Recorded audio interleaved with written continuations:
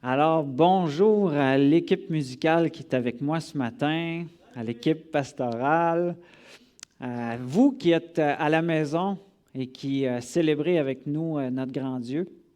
Ce matin, je voulais parler du thème du repos à travers le repas du Seigneur. Parce que le repas du Seigneur, en fait, c'est sous la forme d'un repas. Et quand on vient à table, on arrête ce qu'on fait, hein? On arrête nos activités. Et c'est un moment de repos.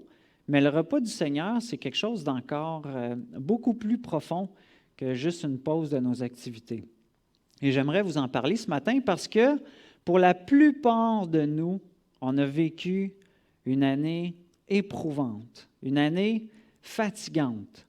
On pense au feu qui s'est produit au bâtiment. On pense à tous les ajustements des fréquentations avec l'Église du Flambeau et de l'Espoir ensemble.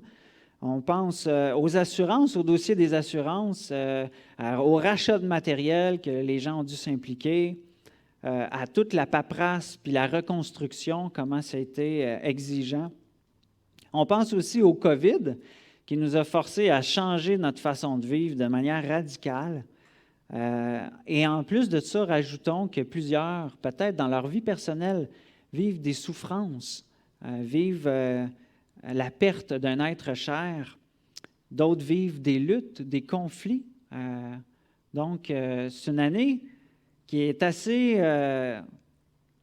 difficile, qui est assez éprouvante. Et si je vous demandais, est-ce que vous aspirez au repos dans tout ça? Amen. Il y en a, tout le monde fait signe de la tête, hein? En tout cas, moi, j'aspire au repos. Et on a besoin de repos dans nos vies. On a besoin autant pour nos corps. C'est une bonne chose de prendre des vacances. C'est une bonne chose de s'arrêter. Le repos ne se trouve pas juste dans le sommeil, quoique c'est une manière de se reposer. Il se trouve aussi dans les vacances, de changer nos soucis, de changer tout ce qu'on réfléchit pour d'autres choses, faire de quoi de créatif. Ça peut être une manière de se reposer. Mais vous savez quoi? Le repos de nos âmes, on ne le trouvera pas dans nos vacances. On ne le retrouvera pas non plus dans un drink à haute teneur en alcool. On va le retrouver dans le Seigneur. Et Dieu est pleinement engagé à nous donner son repos. Depuis le début de la création, à travers le jour du repos, Dieu, déjà dans la création, avait prévu un repos. Il a prévu un repos aussi pour le peuple d'Israël en le libérant de l'esclavage. Il voulait l'amener dans un pays promis. Et c'était un repos temporaire, ce pays promis-là. Et aujourd'hui, à nous, dans la Nouvelle Alliance, il nous offre un repos éternel. Et j'aimerais vous lire Matthieu 11, verset 28. Jésus lui-même nous invite à entrer dans son repos. Il nous dit, « Venez à moi, vous tous qui êtes fatigués et chargés, et je vous donnerai du repos. Prenez mon joug sur vous et recevez mes instructions, car je suis doux et humble de cœur, et vous trouverez du repos pour vos âmes, car mon joug est doux et mon fardeau léger. » Wow! Dieu ne nous offre pas l'inactivité, mais il nous offre le repos de nos âmes. Un repos que personne d'autre peut donner, que rien d'autre peut donner. Et Dieu, aujourd'hui, dans sa patience et sa grâce, non seulement nous invite dans ce repos-là, mais à nous qui sommes entrés dans ce repos-là par la foi en Jésus-Christ, dans son sacrifice, il nous invite à demeurer dans ce repos-là. Et l'être humain a tendance naturellement à se fatiguer, à trouver du repos ailleurs qu'en Dieu. Par exemple, dans sa propre justice, dans nos sacrifices qu'on fait pour les autres, on cherche le repos. Dans l'acceptation des autres, dans l'amour des autres, peut-être même dans les efforts pour plaire à Dieu et aux autres. Parfois, on va chercher le repos aussi dans notre confort, dans nos richesses, dans nos passions. On peut même chercher le repos dans la religion. Mais Colossiens 2 nous dit que personne ne vous juge au sujet de ce que vous mangez d'une fête ou d'un sabbat, parce que on va nous dire « prends pas, touche pas, goûte pas à telle chose ». Et ça paraît pieux sur le coup, mais même dans ces choses-là, ça peut être pour la satisfaction de la chair.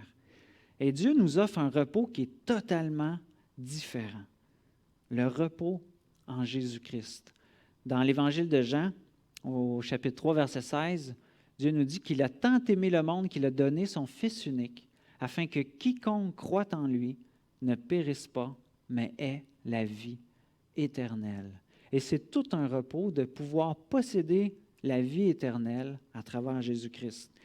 Jésus nous invite ce matin à partager son repas reposant, dans lequel il offre absolument tout. Il offre son obéissance complète. Il a tout accompli ce que Dieu exigeait. Il nous offre sa justice complète, sa vie complète, sa résurrection, son Esprit Saint. Wow!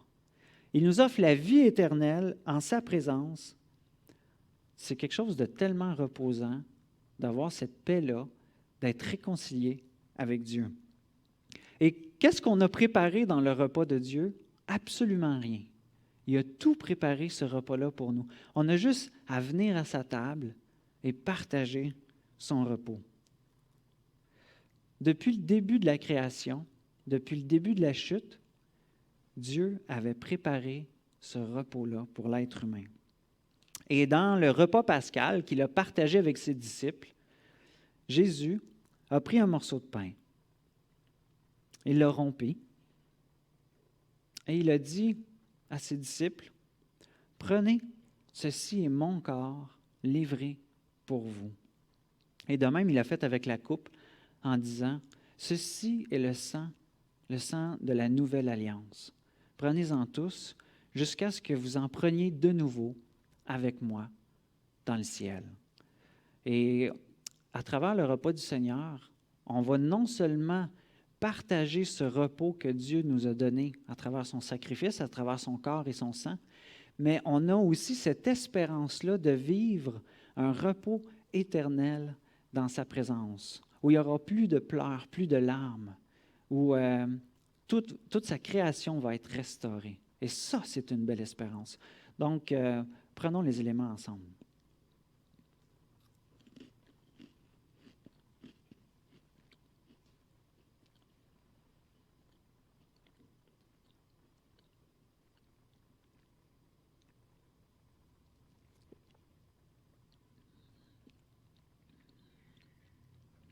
Je vous invite à prier avec moi. Seigneur, merci parce que si on a des luttes dans nos vies, si on a des difficultés, on a toi. Et tu nous offres ce repos-là, le repos de nos âmes que ni aucune circonstance ni personne ne peut nous donner.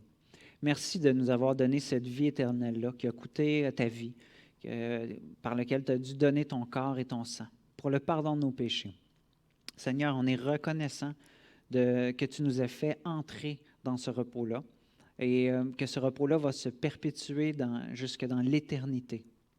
Merci de nous faire participer à ton repas pour se rappeler de ton sacrifice sur la croix. Amen. Alors, j'inviterai mon frère Serge qui va nous conduire dans l'étude de la parole.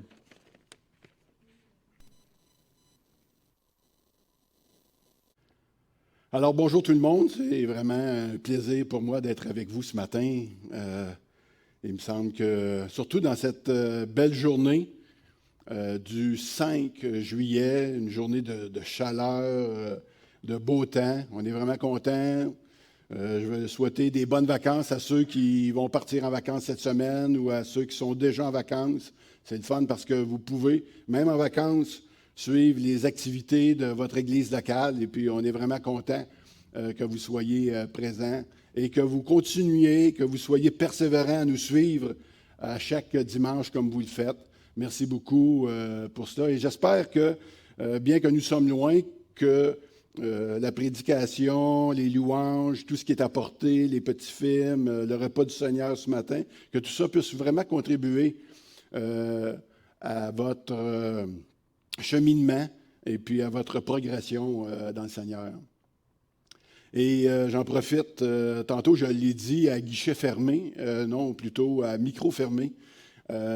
J'ai félicité l'équipe de louanges pour les chants. Ceux qui ont participé au chant ce matin ont été, ici dans le groupe, ont été privilégiés naturellement. Et si vous avez pu écouter aussi chez vous ces chants-là, ils ont très bien introduit le message dans lequel je me prépare à vous livrer ce matin. Donc, le titre de ce message, c'est « Savoir compter selon Dieu, un investissement qui rapporte ». Soyez sans crainte, on ne parlera pas vraiment d'argent ce matin. Le texte ne nous emmène pas dans cette direction-là, mais vous savez, depuis le COVID, je sais qu'il y a des personnes qui ont perdu leur emploi, d'autres qui ont subi des pertes financières, sûrement, peut-être à la bourse. Mais il y en a aussi d'autres personnes qui ont su profiter, eux autres, de faire des placements durant que le marché est à la baisse. Et lorsque ça arrive, vous rencontrez un agent de placement, si on peut dire, et il va vous poser toutes sortes une série de questions pour savoir quel genre d'investisseur vous êtes. Est-ce que tu es des genres à prendre des chances pour obtenir plus de profit ou est-ce que tu places ton avoir à moindre risque pour obtenir un rendement qu'on pourrait dire plus stable? Il y a des valeurs qui ne rapportent pas beaucoup, puis il y a des valeurs qui sont à risque et plus élevés et qui peuvent rapporter gros naturellement. On cherche à établir donc le genre d'investisseur que tu es. Au niveau spirituel, lorsqu'il est question de faire un choix pour Dieu, souvent on parle de faire un saut dans le vide. On ne parle pas de l'aspect d'investissement, mais plus on s'arrête plus sur l'aspect du sacrifice. Abandonne tout pour Jésus, comme les yeux fermés. C'est vraiment difficile de faire ce choix-là, surtout si tu es une personne qui est rationnelle, un investisseur à petit ou à moyen risque. Tu n'es pas toujours prêt à tout abandonner parce que tu as l'impression que choisir Jésus, ce serait de faire un choix à très haut risque. On peut considérer que faire un choix pour Jésus, c'est comme un pari qui serait un peu déraisonnable. En plus, tu as peut-être des personnes que tu as vues dans ton environnement, qui ont déjà fait ce choix-là, puis que ça n'a pas vraiment amélioré sa vie. Mais ce matin, je ne vous demanderai pas d'investir aveuglément, mais de faire un choix en connaissance de cause. Si tu es déjà un croyant, ce dont nous allons parler ce matin va te permettre de considérer tout ce que tu possèdes déjà en Jésus-Christ et peut-être d'accumuler des bénéfices en prenant conscience de tout ce que tu as justement en lui. Beaucoup de croyants ne réalisent pas vraiment ce qu'ils possèdent. Et à cause de ça, des fois, ils ne vivent pas à la hauteur de ce qu'ils sont, des enfants de Dieu. Si tu n'es pas croyant et que tu es cette personne, que tu penses que faire un choix pour Jésus, c'est risqué, eh bien, je vais te démontrer ce matin, où la parole va te démontrer ce matin que tu as beaucoup plus à gagner en Jésus-Christ qu'à perdre. Ce qui veut dire que tout ce que tu vas investir va rapporter au centuple. Tu as peut-être déjà entendu cette phrase-là, hein, du centuple. Ça vient de Matthieu 19, 29 qui dit ceci. « Et toute personne qui aura quitté à cause de moi ses maisons, ses frères, ses sœurs, son père, sa mère, sa femme, ses enfants ou ses terres, recevra le centuple et héritera de la vie éternelle. » Ce n'est pas que le Seigneur encourage la démission sociale ou familiale, là, mais nous savons que cela peut effectivement, lorsque tu fais un choix pour Jésus, incommoder pour le moins les personnes qui sont autour de toi. Mais le Seigneur, il dit, ça ne devrait pas t'empêcher à le choisir, lui, déjà. Et ce n'est pas tout. Ce qui va ce matin, c'est qu'en plus de multiplier par 100, c'est ça le centuple, hein, ton investissement, Jésus va te donner une assurance vie. Bien oui, une assurance vie très spéciale, c'est la vie éternelle. C'est un cadeau, lorsque tu choisis Jésus, ça vient avec comme tel. C'est du jamais vu. Il n'y a aucune assurance qui va t'offrir plus. Et en plus, le prix, c'est gratis, gratos, gratuito. Je sais, cela peut paraître invraisemblable. Mais c'est ça que certains appellent la bonne nouvelle de l'Évangile. On peut comprendre pourquoi. Hein? Alors, je vous invite avec moi, j'espère que vous avez déjà vos Bibles, dans le livre de Philippiens, au chapitre 3, et nous allons commencer à lire à partir du verset 7. Je vais le lire avec vous ici. Toutes ces choses constituaient à mes yeux un gain. Mais à cause du Christ, je les considère désormais comme une perte. C'est l'apôtre Paul, naturellement, qui parle. Je vais même plus loin. Tout ce en quoi je pourrais me confier, je le considère comme une perte à cause de ce bien suprême, la connaissance de Jésus-Christ, mon Seigneur. À cause de lui, j'ai accepté de perdre tout cela. Oui, je le considère comme bon à être mis au rebut afin de gagner le Christ. Verset 9. Mon désir est d'être trouvé en lui, non pas avec une justice que j'aurais moi-même acquise en obéissant à la loi, mais avec la justice qui vient de la foi en Christ et que Dieu accorde à ceux qui croient. C'est ainsi que je pourrai connaître Christ, c'est-à-dire expérimenter la puissance de sa résurrection et avoir part à ses souffrances, en devenant semblable à lui jusque dans sa mort, afin de parvenir, quoi qu'il arrive, à la résurrection d'entre les morts. Seigneur, on veut te rendre grâce et te remercier pour ce texte ce matin. Merci Seigneur, par ton Esprit Saint, de bien disposer nos cœurs, bien disposer notre esprit aussi, afin que l'on puisse être suffisamment ce matin concentrés dans le court temps qu'on va pouvoir partager cette parole-là, et puis qu'elle vienne labourer nos cœurs et changer peut-être notre manière de voir et considérer un investissement à te choisir, toi, le seul vrai Dieu. Amen. Dans ce texte qu'on vient de lire, il est question d'une transaction. Il est question de perte et de gain. On voit que la perspective de l'apôtre Paul, sa manière de calculer a changé après sa rencontre personnelle avec Jésus-Christ. Tout ce qu'il considérait avant comme un gain, avant d'appartenir à Dieu, est devenu une perte parce qu'il l'a connu, parce qu'il a connu Dieu. Avant, Paul misait sur ses performances. C'était un pharisien par rapport à la loi. On voit ça un peu avant. Il était même irréprochable. Nous aussi, des fois, on peut se considérer comme miser sur ce que nous sommes, sur nos capacités, sur nos performances. Et on peut se retrouver à la même place. Paul aussi misait sur son statut social. C'était un circoncis le 8e jour, hébreu, né d'hébreu. Et tout cela, nous aussi, on peut des fois considérer notre statut social comme un gain important. Plus haut coté dans l'échelle sociale, plus tu as l'impression d'être quelqu'un. Et plus nous avons de la valeur aussi, on peut considérer avoir de la valeur auprès des autres. C'est un petit peu ce que Paul vivait. Paul misait aussi sur ses œuvres pour mériter la faveur de Dieu. Écoutez, il n'y avait rien à... Il pouvait aller jusqu'à tuer pour défendre la loi et tout ce qu'elle demandait. Et j'ai, encore dernièrement, en accompagnant une personne en fin de vie, je m'apercevais que les personnes mettent beaucoup d'emphase sur les œuvres qu'ils ont accomplies pendant leur vie pour s'asseoir sur un mérite par rapport à la vie éternelle, par rapport au salut.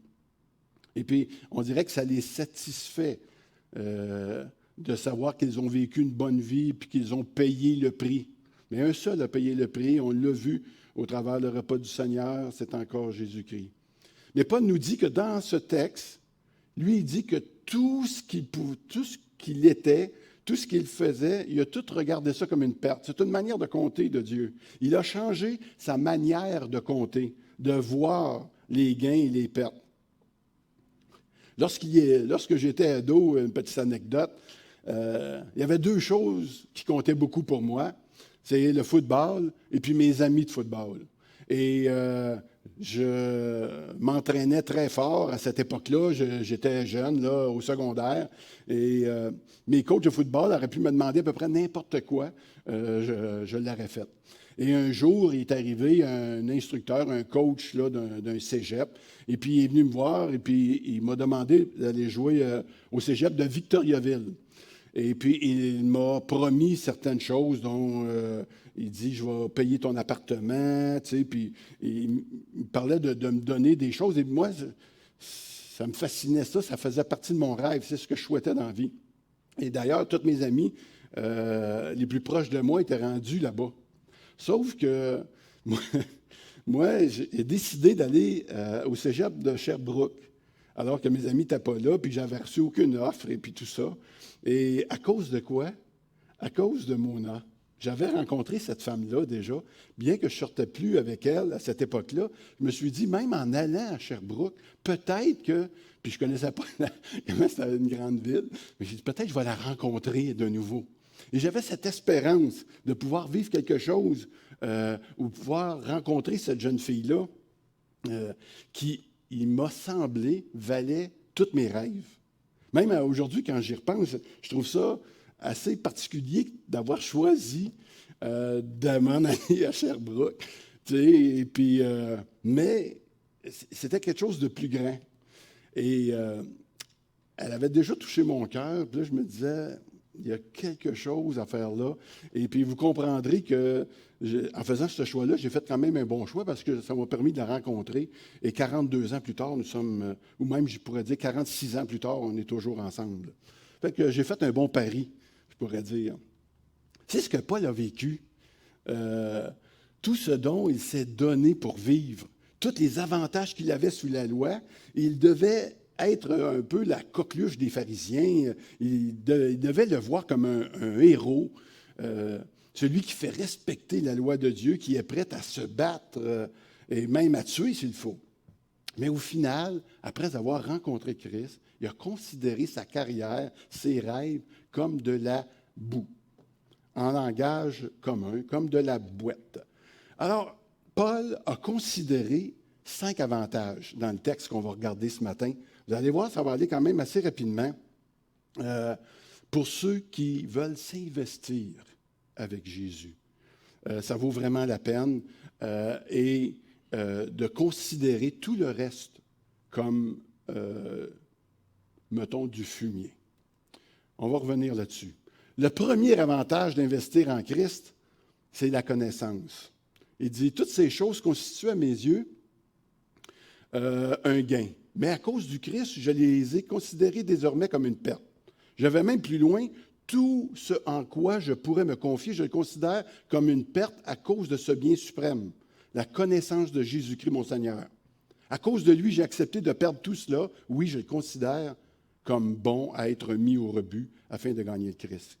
Lorsqu'on parle de connaître, nous le savons, il s'agit plus que d'une connaissance intellectuelle. Il s'agit du mot gnosis, qui veut dire une connaissance expérimentale, qui s'expérimente. C'est pourquoi l'image que vous voyez ici, eh bien, c'est pas, quand j'ai parlé de connaissance, je n'ai pas mis un cerveau qui est en train de réfléchir, mais j'ai mis plutôt un petit agneau très confortable dans l'étreinte de son maître, si je pourrais dire. Et donc, c'est quelque chose qui est plus affectif ici. Lorsque j'étais à l'université en théologie, j'étudiais avec un groupe de personnes religieuses qui savaient beaucoup de choses sur Jésus.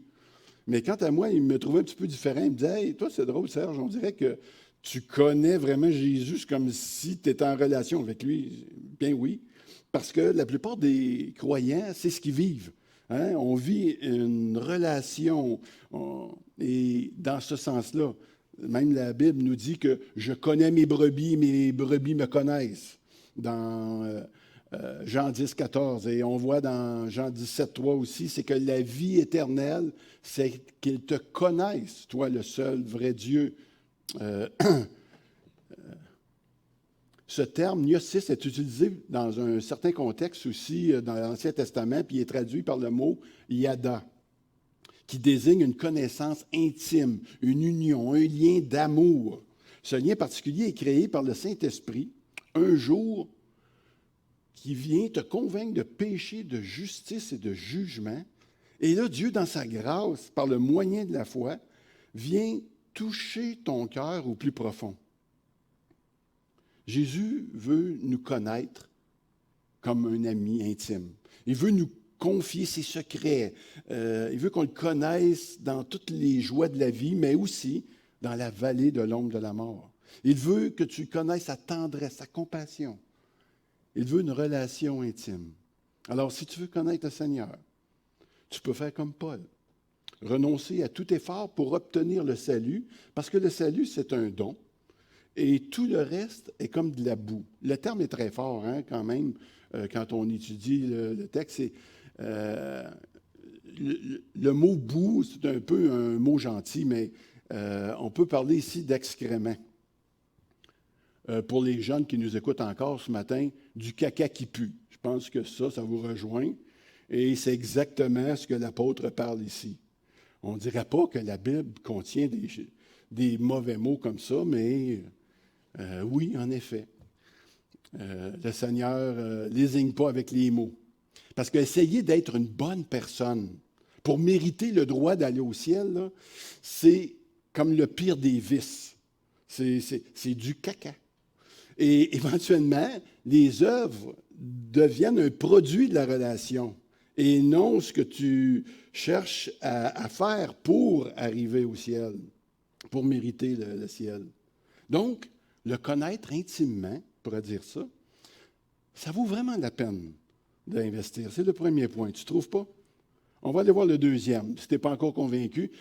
Il y a aussi, en lisant ce texte dans toujours Philippiens 3, le verset 9, ça dit ceci: « Mon désir est d'être trouvé en lui, non pas avec une justice que j'aurais moi-même acquise en obéissant à la loi, mais avec la justice qui vient de la foi en Christ et que Dieu accorde à ceux qui croient. » La justice, c'est le fait d'être en règle avec Dieu et accepté par lui.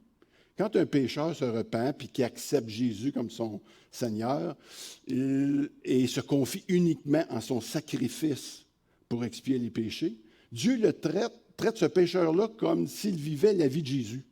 Donc, une vie sans péché. Être justifié, c'est comme vivre sans culpabilité.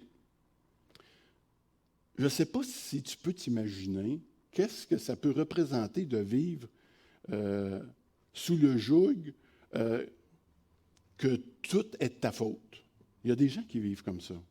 Eh bien, tout cela, ça peut être mis de côté. Imagine de ne plus vivre la culpabilité lorsque tu n'es plus ou tu n'es pas à la hauteur comme épouse, comme une mère, comme un mari. Être capable de dire non sans te sentir coupable. On ne s'imagine pas ce que peut représenter être justifié jusqu'à... Quand on réalise que Christ nous a justifiés, ça produit des choses. Être capable de te pardonner tes fautes parce que Christ t'a déjà pardonné. Arrêtez de te frapper sur la tête, de flageller, arrêtez de te punir toi-même. Tout ça, c'est plus nécessaire à cause de la justice de Christ. Pensez à ça. Quelle liberté! Peut-être que toute ta vie, tu t'es senti coupable de ne pas en faire assez, de ne pas être assez fin, ou peut-être des fois d'être trop fin. Tu peux avoir tort devant les autres, même quand tu sais que tu as raison. Tu peux avoir tort. Tu laisses aller. Christ est celui qui voit ton cœur et il comprend quand tout le monde t'accuse.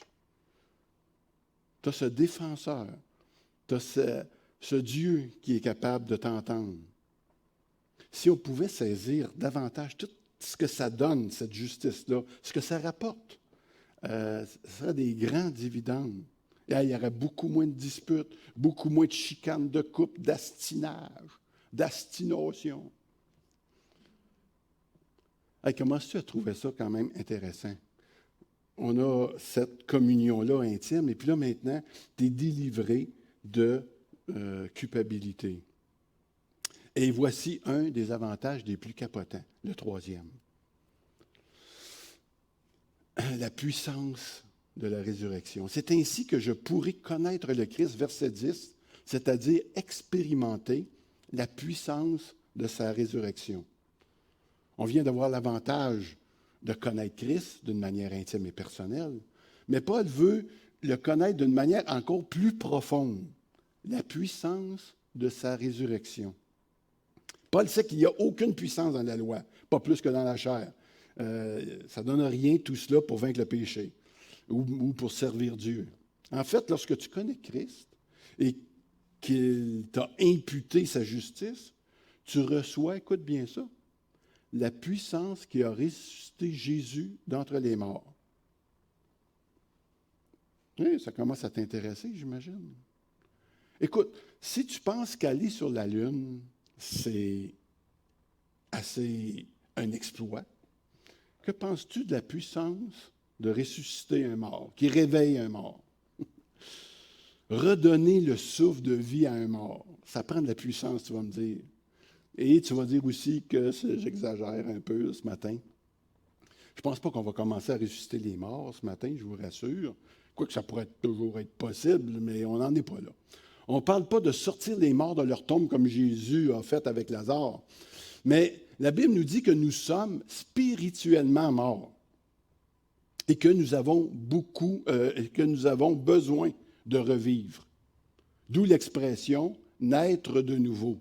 Dans Jean 3,3, ou plutôt Éphésiens 2,5, ça c'est dans Jean 3,3 qu'on parle de naître de nouveau, mais dans Éphésiens 2,5, ça dit « Alors que nous étions spirituellement morts à cause de nos fautes, il nous a fait revivre les uns les autres avec le Christ. » Ça prend de la puissance pour, vous allez d'accord avec moi, pour faire revivre un mort. Un jour, la puissance de résurrection allume une lumière dans ton cœur. Dieu, qui était un concept un peu éloigné, devient tout d'un coup une réalité. Un jour, la Bible, c'est juste un livre comme tous les autres, puis ça devient tout d'un coup la parole de Dieu vivante, tranchante. Et puis tu te mets à aimer cette parole-là. À partir de ce jour-là, la puissance de résurrection de Christ t'amène à être capable de vaincre la tentation, de sortir d'épreuves et de mener une vie complètement transformée. Ça, c'est la puissance de Dieu qui fait ça. Malheureusement, des fois, on travaille encore avec nos capacités. De plus, bizarrement, tu as le désir de proclamer son évangile. Tu peux parler du Seigneur au monde autour de toi et tu acceptes d'être ridiculisé, même méprisé des fois. Moi, j'avais dit au Seigneur, jamais je vais parler de toi parce que je ne veux pas être méprisé, puis je ne veux pas être ridiculisé, puis je veux que personne le sache. Voyez où ce que je suis rendu aujourd'hui. J'étais une personne gênée, timide, moi, avant, tu sais. Et puis là, je suis devenu un homme, quand même, plein d'assurance. J'étais tellement timide que je me rappelle, mes parents m'envoyaient vendre des moitié-moitié à la Caisse populaire. J'avais 12 ans. Et puis, j'étais placé là à la Caisse populaire, puis avec mon livret de billets, puis je ne voulais jamais demander à personne d'acheter les billets. Fait que j'étais comme ça. Puis là, d'un coup, il y a un monsieur qui disait, « C'est quoi tu veux? » J'ai dit, « Moitié-moitié. » C'est quoi ça, les moitié-moitié? Le monsieur disait, « J'en veux un. » J'étais tellement content. J'étais là, oh, wow. Puis tous les autres billets, je ne voulais pas dire à mes parents, savez-vous ce que je faisais avec? Je prenais tout mon argent de poche que je ramassais ailleurs, et puis je m'achetais tous les billets, puis je disais à maman, je les avais vendus, puis je les gardais. Puis pour être sûr que mon secret soit bien gardé, je les jetais au cas où je gagne. Il faut le faire, hein? J'étais quand même, on ne dirait pas aujourd'hui peut-être, mais quand même un jeune homme plutôt pris et très timide. Et voici que aujourd'hui, si tu acceptes le Seigneur, tu vas recevoir cette puissance-là qui va faire de toi une espèce de ninja spirituel, un valeureux guerrier du royaume. Souvent, on peut négliger cette puissance-là aussi de résurrection pour être libéré de nos péchés puis être transformé. Des fois, j'ai l'impression qu'on ne demande pas à Dieu. Savez-vous pourquoi? Parce qu'on a peur que Dieu réponde. J'ai rencontré une femme, je pense que j'ai déjà raconté cette histoire-là, mais j'ai rencontré une femme qui est venue me consulter à un moment donné, puis elle venait de vivre une séparation avec son mari. Et je lui ai posé la question, est-ce que tu aimerais qu'on prie ensemble pour voir ton couple être restauré? Elle m'a dit, après avoir bien réfléchi, elle m'a dit, pas vraiment. Je dis, pourquoi ça? Pas vraiment. Elle dit, parce que j'ai peur qu'il réponde à notre prière et je ne sais pas si ça me tente vraiment de retourner, dans peu importe les conditions. Fait que Dieu a la puissance de changer les choses, mais Si nous, on n'en a pas le désir, eh bien, c'est sûr qu'il ne se passera rien. Alors, Paul, lui, a joyeusement échangé son impotence, ses incapacités pour la puissance de la résurrection. Et il désirait le connaître profondément dans toute sa plénitude. Donc, ce matin, on a 3 choses. On a quoi? La connaissance dans une relation intime avec lui. On a cette justice-là qui nous a imputés. Et finalement, pas finalement, mais troisièmement, on a cette puissance-là, la puissance de résurrection. Si tu choisis le Seigneur, ça t'appartient, c'est à toi. Au cas où tu ne sois pas encore convaincu. Le prochain, c'est le 4e avantage d'investir avec Christ. La communion souffrance, verset 10b. La communion souffrance et avoir part à ses souffrances en devenant semblable à lui jusque dans sa mort. Prendre part à ses souffrances, c'est possible parce qu'oublie pas que tu as une puissance maintenant. Paul voulait expérimenter, lui, la puissance de sa résurrection. Donc, il était aussi prêt à souffrir pour le Seigneur. C'est pas qu'il était maso ou bien qu'il avait une espèce de complexe du martyr, là. Mais la persécution, bizarrement, ça ne lui faisait pas peur, dans la mesure où elle faisait naturellement avancer l'Évangile de Jésus-Christ. Paul a une fois déclaré ceci dans Actes 21, 13. Il dit « Je suis tout à fait prêt, moi, non seulement à aller en prison, mais même à mourir à Jérusalem pour le Seigneur Jésus. » Qui dit plus? Bon, là, vous me dites ça, cet avantage-là, on va passer. On est obligé de le prendre. Ça vient-tu avec le package? Ben oui, ça vient avec le package, c'est sûr, mais vous d'accord, Paul était zélé. Mais je vais vous poser une question que peut-être vous n'avez pas réfléchi, mais combien d'entre vous ce matin seraient prêts à aller en prison si on vous enlevait le droit de lire la Bible ou de ne plus jamais témoigner le nom de Jésus? Si tu témoignes le nom de Jésus, puis tu te fais arrêter, tu t'en vas en prison. Combien d'entre vous seraient prêts à faire ça? Ne levez pas la main, mais je le sais que probablement que vous seriez peut-être prêts à le faire. On n'est peut-être pas si loin que ça que l'apôtre Paul. Bon, je vais aller plus loin. Moi, je pense que les prisons commenceraient à se remplir de chrétiens si jamais on en serait rendu là. Combien d'entre vous seraient prêts à mourir? Paul était prêt à mourir. Si on vous obligeait d'avouer publiquement que l'Évangile est un mensonge et qu'on vous demandait d'y renoncer. Combien d'entre vous seraient prêts à mourir pour ça? Voyez-vous, Paul, dans le fond, c'est ça qu'il disait, jusqu'à un certain point. D'une certaine manière, on pourrait se dire, si ce monde-là nous obligerait à faire ça, si ce monde-là existerait, je ne suis pas sûr qu'on voudrait vivre dans un monde dans lequel ces lois-là seraient là. Je ne dis pas qu'un jour ça n'arrivera pas, mais pour le moment, on le sait que ce n'est pas le cas. Ça, c'est un monde destructeur, meurtrier, puis on serait peut-être mieux en prison qu'ailleurs. Pour le moment, c'est vrai qu'on n'en est pas là, mais on peut souffrir diverses manières aussi pour le Seigneur. Beaucoup de nous subissons des effets puis des préjugés envers les croyants. Personnellement, je sais que je peux tomber sur les nerfs à bien du monde à cause de ma foi. C'est probablement votre cas aussi. On s'est fait des ennemis un petit peu. Je dis des ennemis, mais des personnes qui disent « Oh non, pas encore lui, qui va venir encore nous parler peut-être de Jésus. » Puis même si on n'en parle pas, ils ont tout le temps l'impression qu'on en parle tout le temps, dans nos familles, dans notre travail. On est tout le temps pris un petit peu avec ça. Mais il y a une vérité aussi qu'on va se rappeler, puis qu'on n'aime pas tellement entendre, mais en quelles circonstances qu'on se sent plus près du Seigneur, qu'on se sent qu'on est vraiment proche de son cœur? Est-ce que c'est dans les moments où ça va mieux dans notre vie ou c'est dans les moments de difficulté puis où on a des problèmes importants? Et dans le fond, nos meilleurs moments spirituels, on les trouve dans la chaleur, si on pourrait dire, lorsque les choses sont difficiles autour de nous. On ne les court pas après, mais on le sait que c'est souvent dans ces moments-là où le Seigneur est plus proche de nous. Et même l'apôtre Paul disait, lui, il dit « Je me plais plus dans mes faiblesses, dans les outrages, dans les calamités, dans les persécutions, dans les détresses pour Christ, Car quand je suis faible, c'est alors que je suis fort. Allez, j'aimerais ça qu'on puisse, à un moment donné, être capable d'expérimenter ce genre de vérité, cette vérité-là. La présence rassurante et bénie de notre Sauveur dans la chaleur de la vie. Wow! C'est un avantage certain. Et ça fait partie des avantages parce que la vie est faite en sorte que la chaleur, il va tout le temps en avoir, mais lorsqu'elle arrive, on veut être avec lui, puis on veut vraiment sentir sa présence plus que toute autre chose. Donc, on a la connaissance, on a la justice, on a sa présence, on a la puissance, la présence dans les souffrances. Et le dernier avantage, mais non le moindre, c'est la résurrection d'entre les morts. La résurrection d'entre les morts, c'est au verset 11, afin de parvenir, quoi qu'il arrive, à la résurrection d'entre les morts.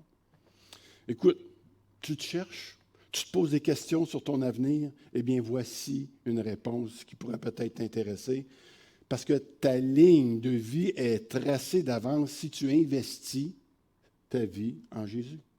La résurrection d'entre les morts, c'est ça qui t'attend. Quand même, une nouvelle intéressante. Ce verset peut paraître étrange. Parvenir.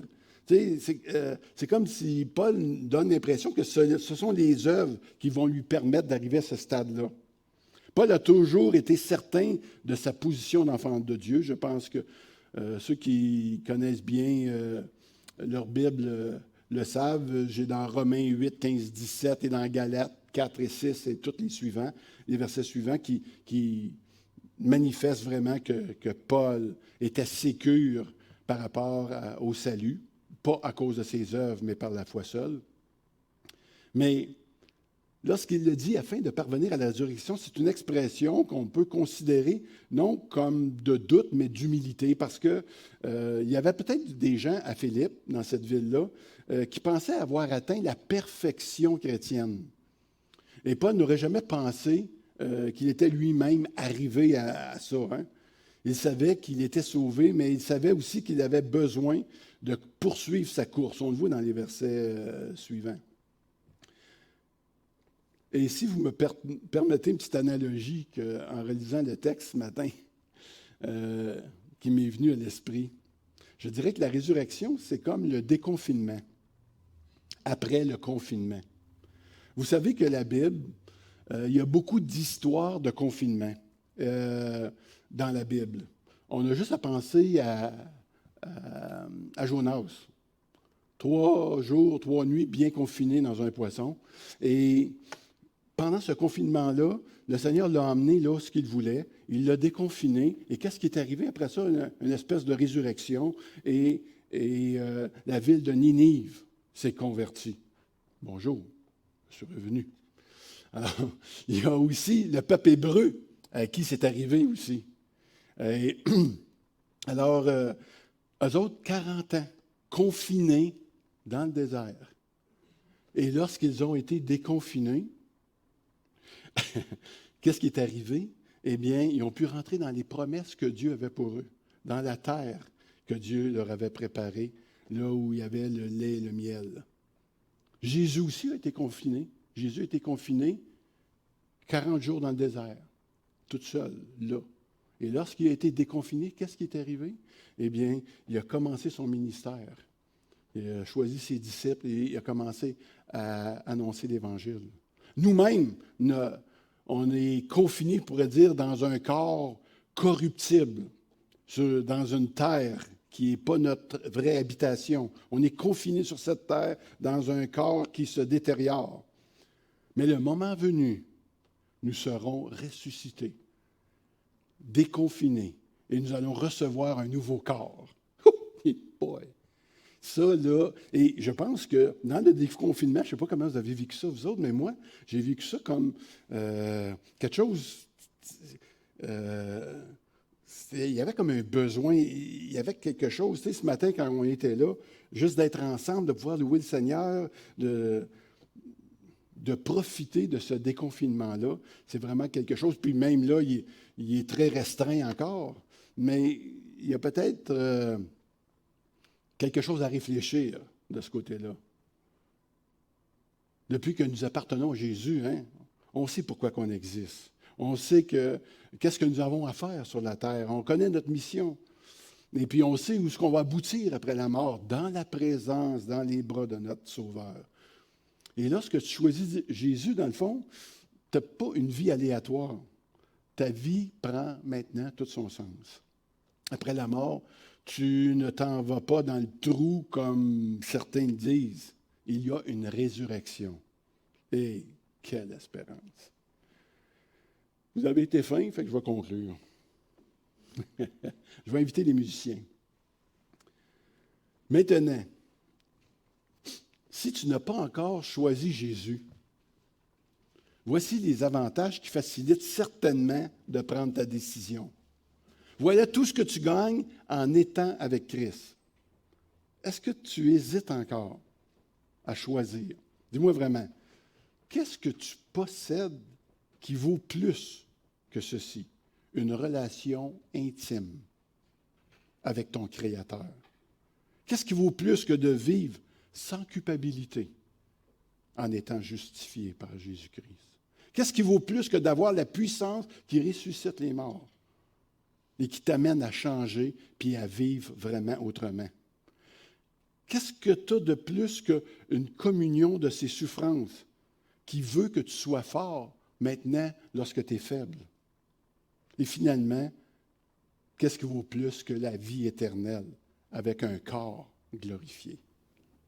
Comme tu vois, Dieu ne te demande pas de faire un saut dans le vide, mais il t'offre de te saisir de ces vérités-là, d'y croire et de les obtenir et de profiter pleinement pour sa vie présente et pour la vie éternelle. Il y a quelque chose pour toi là-dedans. Si tu as déjà pris ta décision, que tu es un croyant, comme beaucoup d'entre nous ce matin, tu bénéficies déjà de ces 5 avantages-là. Mais on a besoin de se les rappeler, n'est-ce pas? C'est un encouragement à persévérer jusqu'à la fin pour obtenir le prix de la perfection, comme dirait Paul. Et là, dans 2 semaines, je vais revenir, on va continuer cette étude-là. Et la prochaine fois, nous allons poursuivre dans cette direction-là. Juste avant que je vous laisse, vous savez, Christ a saisi Paul. Il nous a saisis, nous autres aussi. À partir de là, on peut oublier ce qui est en arrière. On peut oublier nos échecs. On peut oublier même nos réussites, même tout ce qu'on a fait de bon pour lui. Puis je dis ça parce que souvent, quand on vieillit dans le Seigneur, on a fait des belles œuvres pour le Seigneur et puis à la toute fin, comme ça, on se relâche. Mais ici, Paul, il va nous encourager à garder le rythme, si on peut dire. Et c'est ce qu'on va voir la prochaine fois. Amen.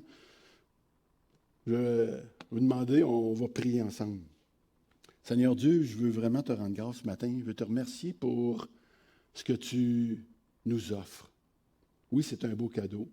Ce matin, notre frère nous a parlé de cette paix aussi que tu nous offres.